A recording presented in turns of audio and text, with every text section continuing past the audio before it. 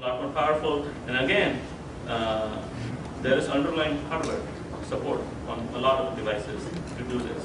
So we're allowing you to be able to get access to that. So you can do a lot more interesting things. Images. Okay, so we added new image formats called CLRX, RGX, and RGBX. And they are similar to R, RG, and RGB, except that in the border color, when you sample after the image, the alpha value is 0 here. Whereas if it's R, RG, RGB, the alpha value is 1. And if you're doing image processing, you want the alpha value to be 0. Never do you want it inside the image. You want it to be 1 inside the image.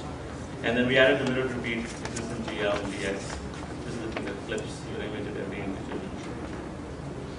Okay, so let's talk about OpenCL, OpenGL sharing. So to really do portable GL-CL sharing across platforms, what you had to do before was you queued up your GL commands, which we call GL finish. When done, then you acquired the GL objects you want to use in CL using this thing called enqueue acquire GL objects. Queue up your CL commands, then you call enqueue acquire release GL objects. Okay, I'm done, I'm releasing it. It's queuing of a command to release it. So then I have to basically wait for this event to finish. So I call finish, or do I wait for event on the event for enqueue release? And then I can use this stuff in GL. Well, we never want to use CL finish. They are heavyweight and bad in high performance. So what we have now are two extensions, one in CL and one in GL. The CL extension allows, so in CL, we can do synchronization using events. In GL, you can do this fine-grained synchronization between what we call sync objects. So we want to be basically to do really in a high performance sharing. We want to basically be able to create a CL event for a sync object and the other way around. And that's what these extensions do. Okay? So how would the code look like? Well, I queued my GL commands. Well, this is PGL, so I don't know what that is, but and then I call a fence sync, saying which is basically putting the fence object and I'm going to get a GL sync object out of it. I'm going to create the CL event from this GL sync object, and then when I enqueue acquire, I will put the GL event in the event to wait for. So this will make sure that all the GL commands have finished, okay? Or have it queued in the right order, if whatever the implementation needs to do. Then you queue up the CL commands and you release the GL objects and get the release event for that enqueue release in GL objects. And then create a GL sync object for this and do a wait sync on that. And then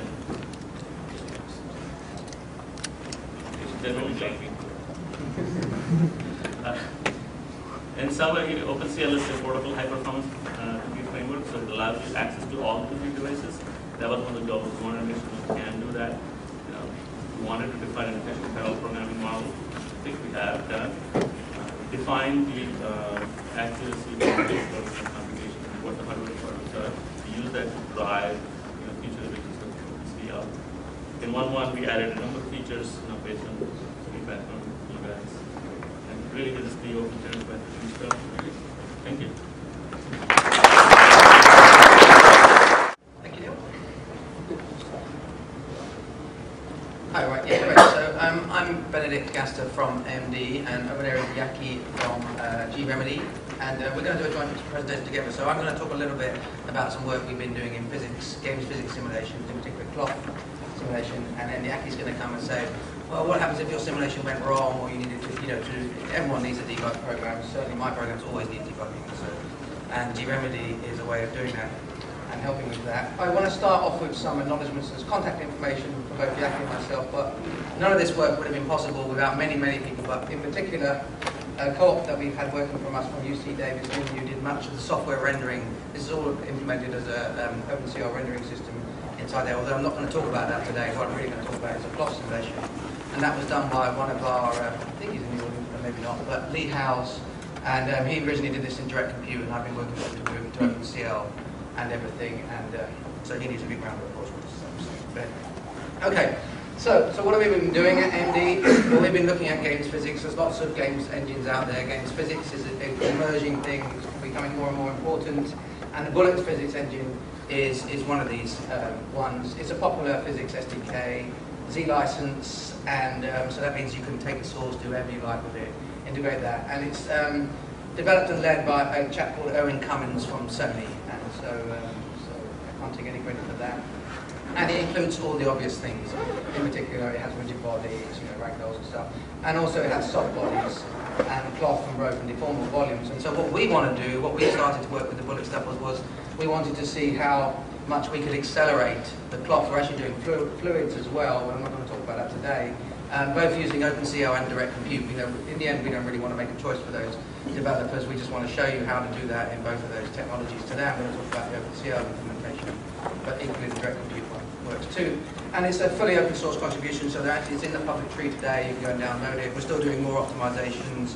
We're adding more things around collision detection and stuff, but basically it's there, and you can pick up both implementations. So what is OpenCL physics? Well, I suppose almost a year ago now, we demonstrated rigid bodies effect. So this is 5,000, rigid bodies gliding down a Play-Doh-style machine. We demonstrated earlier on in this year SPH fluid simulations, and doing, again in OpenCL, this is all in OpenCL. And then at the bottom here you can see the two little flags waving, and here we're representing those. The simulation itself is happening completely in OpenCL, and actually the rendering of that is all in OpenCL too, but again I'm not going to talk about that directly today. So, what is cloth? So cloth is basically, we're going to represent it as a large collection of masses. So you just think of this as a particle system. Particle systems inherently have lots of parallelism, so great. Obviously, we don't want them all flowing all over the place. Cloth is quite a, kind of rigid thing, not quite as rigid as normal, but it's there. So we want to connect them together with some constraints, and we use spring constraints for that. And then you lay out properties to change different types of cloth. You can lay out different ways, so maybe it's more stretched on one side and things like that.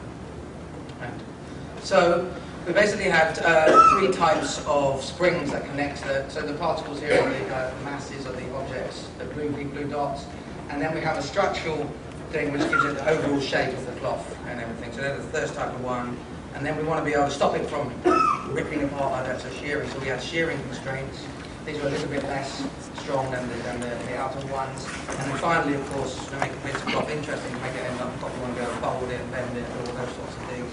And these are these bending constraints. And they're not that strong in some sense. I don't know the right word to use, but the forces are much less than some of the other forces that you can hold together. Of course, if you want to have quite a floppy piece of silk or something, then you need to be able to adjust those. Obviously, they're all configurable when you're doing that. And so, as I said, it's very appropriate for parallel processing. There's lots of them, but we need to connect these things together to do that. So we have the original cloth connected with some springs at the bottom there, and then you can see that we can. This is at rest, so we have a distance between them. That gives the length of the spring there, basically. And then you can compute the forces as the fabric kind of moves around. So you're going to do this in an iterative approach. If you look at the CPU implementation, you can come to in a minute. You calculate the forces applied to the masses, and then you compute the new forces. And, you go through the sequence. That's how you'd implement it. And this is the sequence of kernels that we're going to end up with. And when you're doing it on the CPU, you're really just going to have a very kind of, you're doing integration, you're just going to go around the big loop for each vertex, go through, solve it, and then redo it. So simply you can update everything in place, so the propagation values through the solver is immediate. Now this is very important, because if you think about that, then once you go parallel, if you parallelize it naively, then you're going to have race conditions all over the place. Now there's a question about whether those matter, and we'll come to those in a bit. But basically you update both the vertices and the new position, and you repeat this n times where it's configurable. Any kind of integration solver that you're doing, you're going to want to do some number of times to get it to converge to a reasonable point. You don't want to do it forever, because otherwise, your clock's going to run very slowly. So, for the CPU approach, this is fairly straightforward for each iteration. We have any iterations we talked about. We take the number of links. So this is we've already padded it a bit. The structure of the clock is known statically. We're not going to kind of all of a sudden add a million more bits to the clock and make it much bigger. You start off with a fixed thing. So you can have, the links can be ordered and they can be padded to a fixed construct to go through it. So you just need to iterate through the number of links. And then of course, you'll do the solving and the integration bit and update the vertice positions at the bottom here. Fairly straightforward physics stuff, which I'm not going to go into. So, what about if you want to do that from the GPU? So this talk is all about what kind of techniques you might want to think about parallelizing physics. But to be honest, these are the kind of techniques that you're going to want to use to parallelize things, particularly on a massively, where you have hundreds of threads in flights, and you need to think about your data placement and all these things, which are true. Today it's true on GPUs, but it's really true on the CPUs as well. You're scaling up across many cores as well. And we talked about the CPU implementation is inherently serial. It's just going around the loop. It can do updates inside the loop and not worry about any race conditions. They're not going to worry about write after read or read after write dependencies and things. And so value propagation for it is update. GPU implementation, we're going to want to update the nodes, so any of those blue dots that we saw on the thing, we're going to want to update many of those together in parallel. And so we might have ranges. So let's think about the number of ways we might do that. So for example, we might start off with a single batch. And so for a single batch, what we're going to do basically, we have a highly efficient solver iteration. And we can cleverly arrange the data to unroll that loop on the GPU. And we can reuse nodes. Now, the problem is that it's just a single core is going to be doing that work. And so we're not really utilizing the whole GPU at all. And the rest of the talk is really about how you can find ways of optimizing that and making use of that. There are some simple techniques that you might think, okay, so I might double buffer the vertex datas. And the main issue with that is that you're just getting this overhead of updating and not seeing until the next iterations and things. So you could write to the same buffer. Oh, that's right, because you're writing to multiple buffers, and so you're managing multiple data as well. And so you have memory contention and things like that. You can update it and write to the same buffer, of course. This is just what we were talking about when we have these race conditions. Now, it becomes non-deterministic, but the question is, does that really matter? And often we've noticed that it doesn't matter.